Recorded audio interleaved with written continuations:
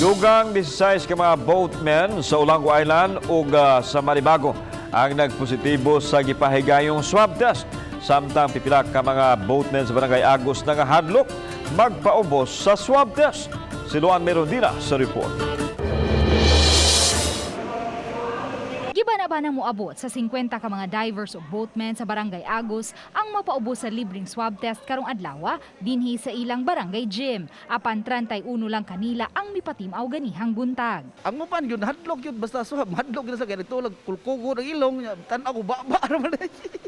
Nagtuot sa kulkugo ng ilong, ito nang hadlok ng uban. Samtang gibutyag ni Grace Mary Karungay, epidemiologist, nga adunay nadugang nga 13 ka mga COVID positive case sa Olango Island sa ikaduhang higayon nga nagpahigayon og swab test ang taga City Health Office sa 400 ka mga boatmen niadtong Setyembre 17. Samtang sa 140 ka mga boatmen ug diver sa Maribago, tulo lang ang nagpositibo sa COVID, samtang pulos negatibo sa COVID-19. Ang 40 ka mga boatmen sa Punta Engaño nga nagpaubos sa swab test.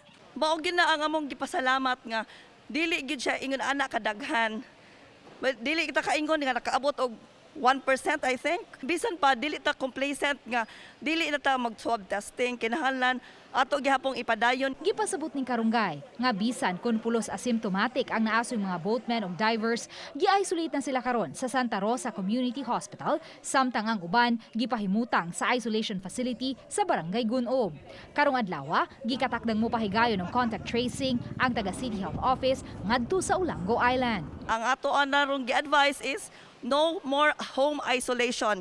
Kinahanglan isulod sa facility or sa hospital ang mga pasyente bisan pa og asymptomatic aron ma-contain nato nga dili pod mo spread sa uban. Uban ni Godfrey Relien, Luan Merondina,